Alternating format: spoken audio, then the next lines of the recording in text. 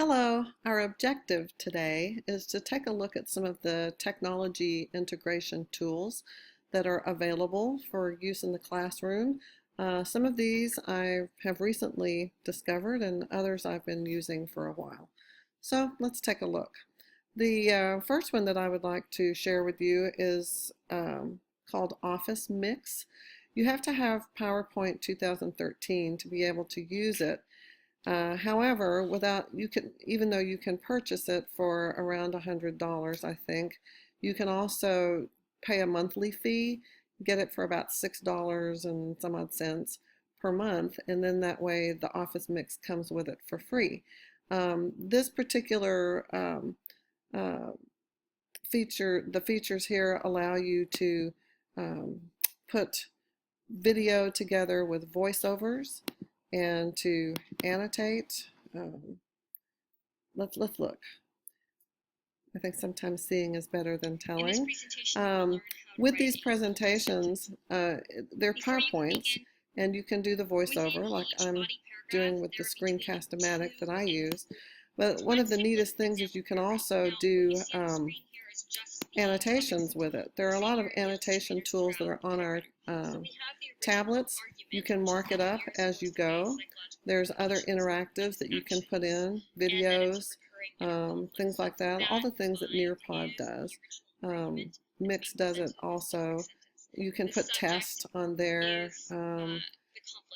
There are a lot of different features, and when I went to that recent meeting, the convention at TCEA, there were a lot of people very excited about this and said that they absolutely loved it.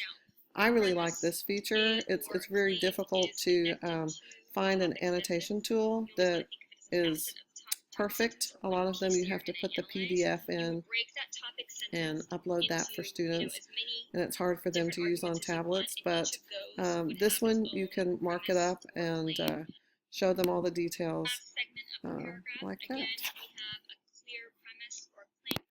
Another tool I would like to look at is called Newzola. The visual appearance of this is very appealing to students these days. It's of course sort of a splash page collage with a lot of bright colors. The different headings that you have up here, world news is color keyed in red, orange for national, so on and so forth. And you can just click on it and it'll pull up a short summation of that story, and then if you click on it again, it'll give you the whole story so that you can read all of it, which is pretty neat. So kids can canvas through here, select the ones that they want to see, get the little quick preview. I think that it's very popular with kids. Another one that I already use is Smithsonian Tween Tribune. Here's one for Valentine's Day, an article that was on here. After they read the article, there's a question, critical thinking challenge at the end. And usually these are higher level thinking questions on Bloom's, where it's not just knowledge based, asking them details about what they read, but actually asking them to think about it, apply the knowledge they've learned, transfer it to something. The articles in Tween Tribune are by grade level. So if you go to the main page, you can select whether you want, what grade you want to look at. This one right here is for 6th grade because typically I'm using this particular software for my 6th grade students, and the type of stories it has on here, the current events, are something that they would find, be interesting to them. It's also the nonfiction component of that they're reading articles and op-ed pieces and periodical type things. It's part of the TEKS, and it's not just for English language arts. This is literacy is for all subjects, and this could be applicable for social studies, for science, for anything, since there's so many different types of subject matter to connect current events and what's going on in the world around them to um, to their subject matter.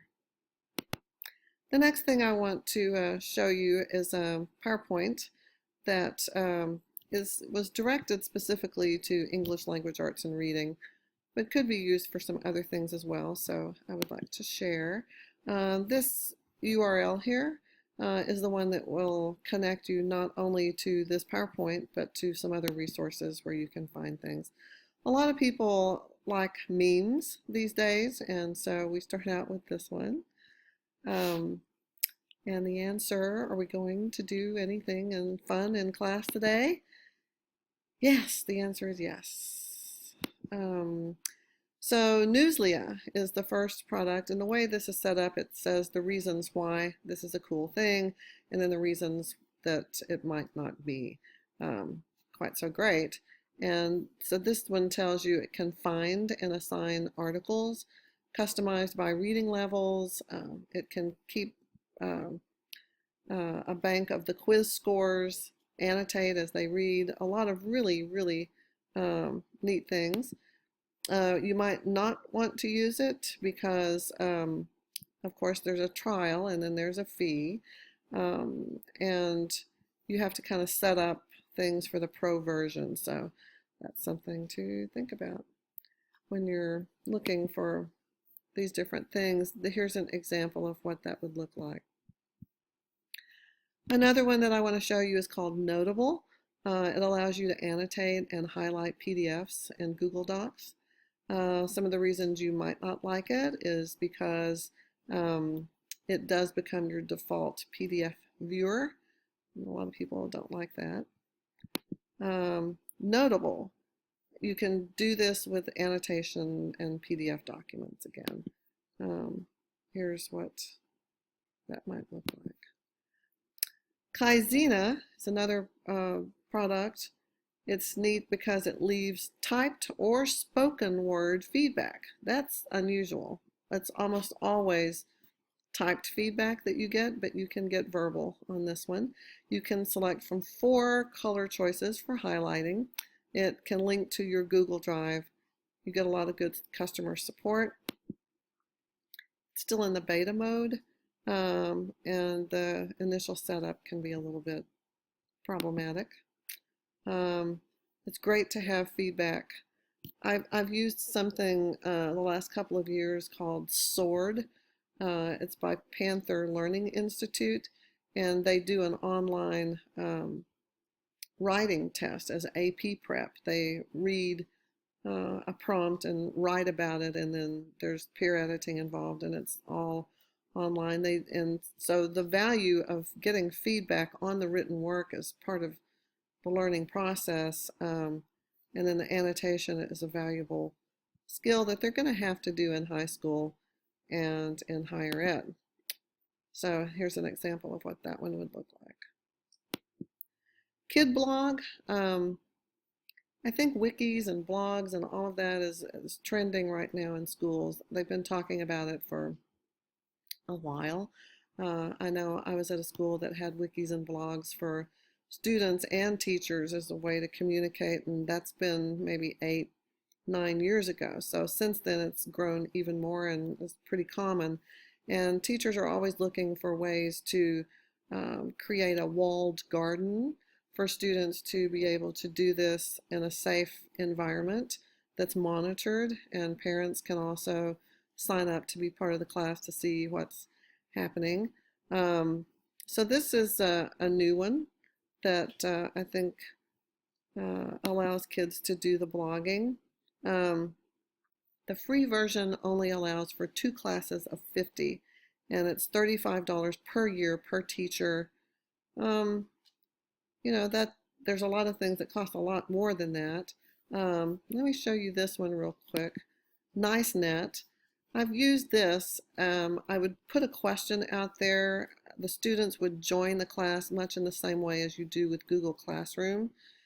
And then I'd put a question and the whole class would answer it. Everyone could see each other's thread, the thread of discussion, each other's response, and kind of piggyback off that, learn from it, and use it as a springboard for discussion later. I really like this. It engages them with each other and gets them in the habit of reading and looking at what the others have to say. So NiceNet is the one that I've used. KidBlog, I think I might take a look at that and try it, but I haven't yet. Nearpod was part of this presentation. It talked about why that's neat. I've used Nearpod to create, I think, about 6 lessons at this point, 6 or 7, and I love it because you get to embed the video. There can be reading assignments, formative assessments, summative assessments, different things. You can send it to the students as homework, and then they can do it as sort of a flipped classroom type thing, or you can do it in class. When the trial expired, though, a lot of those features go away. That you can't send it as homework at that point, and you can't embed videos, and a lot of the things disappear. So once you've created them, you own them forever, but you have to consider that that's only for a couple of weeks and that you're going to have to buy in, commit to it if you're going to use all those features all the time. To really get the best use of it, I think you need to have all the features. And one of the reasons it says you might not love it is because there is such a limited number of things you can do with it if you're not committing and jumping in with both feet and paying the fee.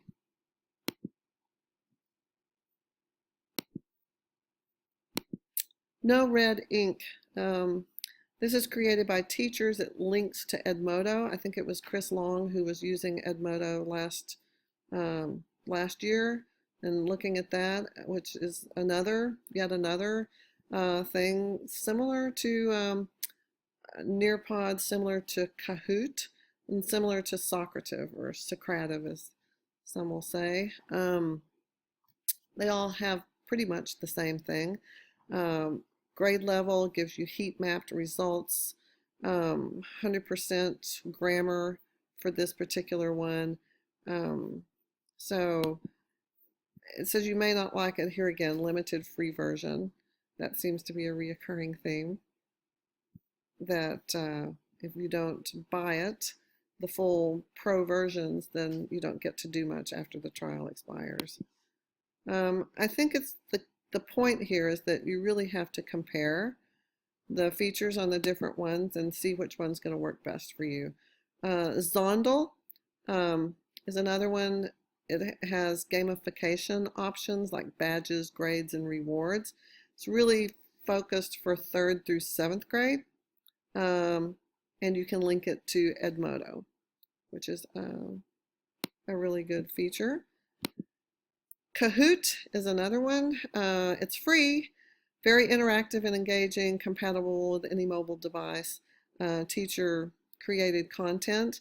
I like this, but it's sort of like Socrative in the sense that you have to build those tests most of the time, or at least I do. I don't use any pre-made thing for like the teacher created content. I would just make my own.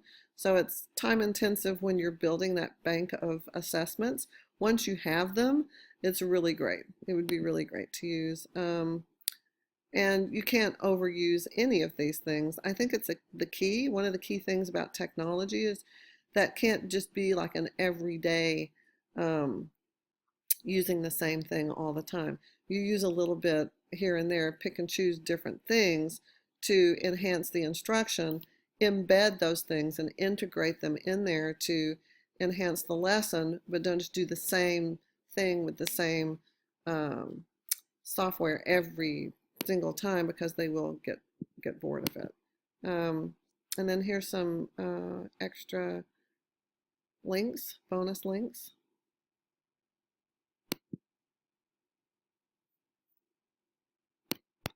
So that's the end of part 1. There's a part 2 with even more goodies to take a look at. Thanks for watching.